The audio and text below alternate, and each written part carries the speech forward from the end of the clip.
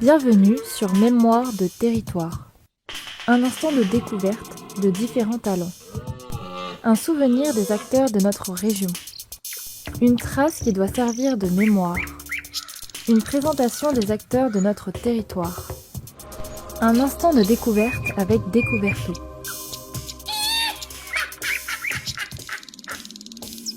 Bonjour Alexandra Gerbert, bienvenue sur Mémoire de territoire, le podcast de l'association Découverto. Dans un premier temps, est-ce que tu veux bien te présenter, s'il te plaît ?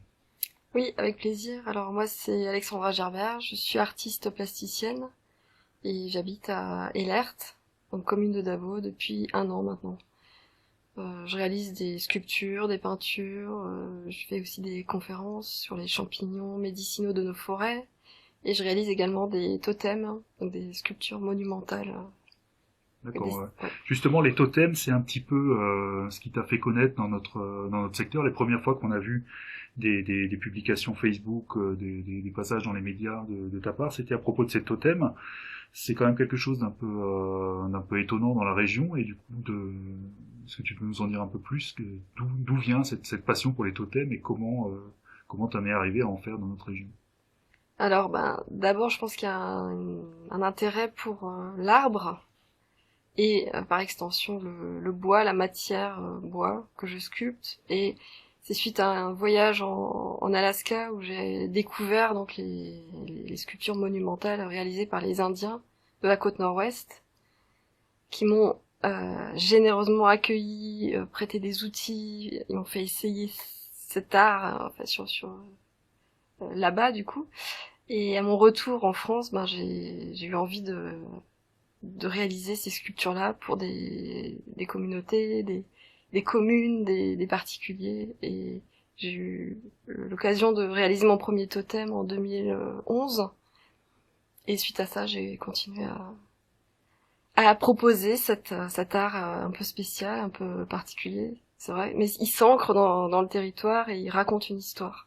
D'accord, parce que les premières fois, quand tu allais voir des communautés pour leur proposer ça, ça devait être un accueil un peu particulier, non ? En fait, ça s'est fait un peu de bouche à oreille, des rencontres un peu avec des synchronicités. Donc c'est pas moi qui ai démarché, en fait, j'ai parlé de cette histoire, de mon voyage à des gens qui après en ont parlé, et comme ça on a pu, j'ai pu tout à coup avoir des propositions de gens à qui ça parlait. D'accord. Et du coup, donc tu dis que c'est ces Indiens qui t'ont formé à ce type d'art, mais tu avais déjà des notions de sculpture avant, ou c'est eux qui t'ont vraiment appris tout de A à Z?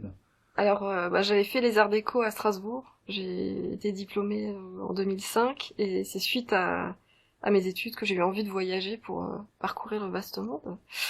Et j'avais pas du tout prévu d'aller en Alaska pendant mon voyage. En fait, au début, c'était un simple voyage, on va dire, sur la côte Est, donc plutôt New York et la côte Est, et c'est dans le musée d'histoire naturelle de New York que j'ai vu tout à coup la salle remplie de masques et de canoës et de totems dédiés à l'art de la côte nord-ouest. Et quand j'ai vu ça, je me suis dit, il faut absolument que j'aille voir là-bas. Alors j'avais déjà des notions de sculpture avant, dans le sens plutôt installation, modelage, mais j'avais jamais sculpté dans le bois, j'avais pas du tout appris de technique avant, et ça m'intéressait pas tellement en fait, avec les outils d'ici qui sont plutôt des gouges et des maillets. Par contre, arrivé en Alaska, quand j'ai découvert donc le centre culturel qui m'a accueilli au début juste pour visiter, j'ai vu les outils, et c'est l'outil traditionnel de là-bas qui m'a donné envie d'essayer. C'est vraiment la rencontre d'abord avec cet outil, qui a rien à voir avec les outils d'ici, qui sont des herminettes et des couteaux, et c'est en essayant en fait que j'ai trouvé ça génial. Enfin, j'adorais la sensation vraiment de sculpter sur du bois frais. Alors oui, parce qu'ici c'est souvent du bois sec. Voilà, ouais. Et là-bas, la technique, c'est vraiment sur le bois frais. Faut le faire progressivement, faut le faire sécher pour pas qu'il craque. C'est tout un processus. Ça n'a rien à voir avec. D'accord.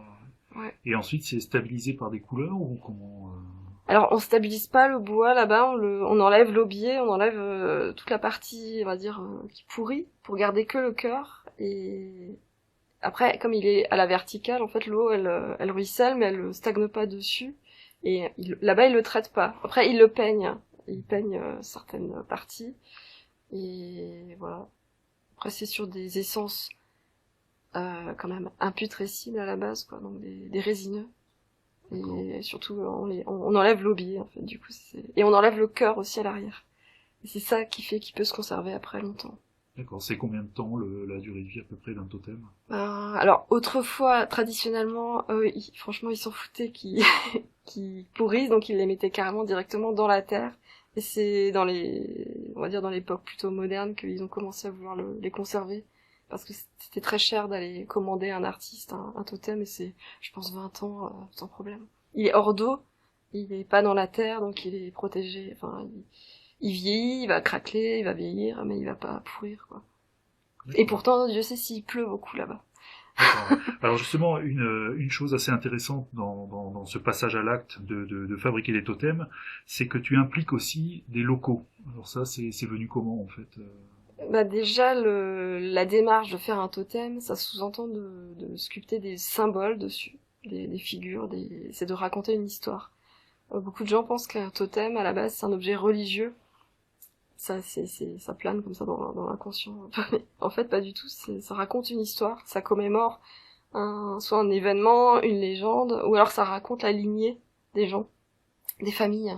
Parce que là-bas, en Alaska, tout fonctionne on va dire, en clans. Et il y a des sous-clans, il y a des maisons, et tout ça, c'est représenté par des animaux. Et donc, ça raconte aussi la lignée des gens. Mais ça raconte aussi une histoire que les gens ont envie de matérialiser. À la base, c'était pas une tradition écrite, c'était une tradition orale, donc tout était raconté dans le bois.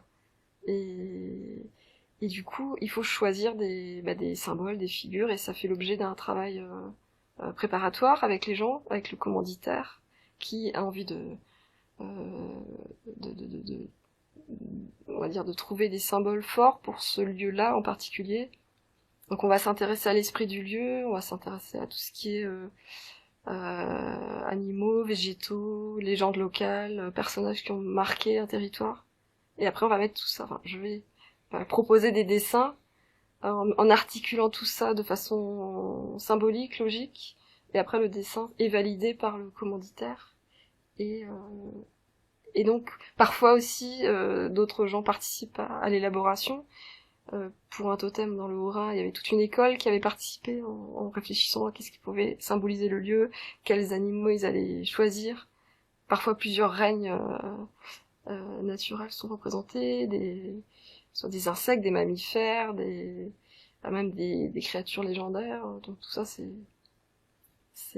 Tout ça, c'est à l'avance, quoi. Ouais, c'est ça. Sélectionné. Ouais. Très bien. Bah, ça, c'est vraiment une expérience intéressante, et on vous invite tous à découvrir un peu plus loin en fait cette passion pour les totems.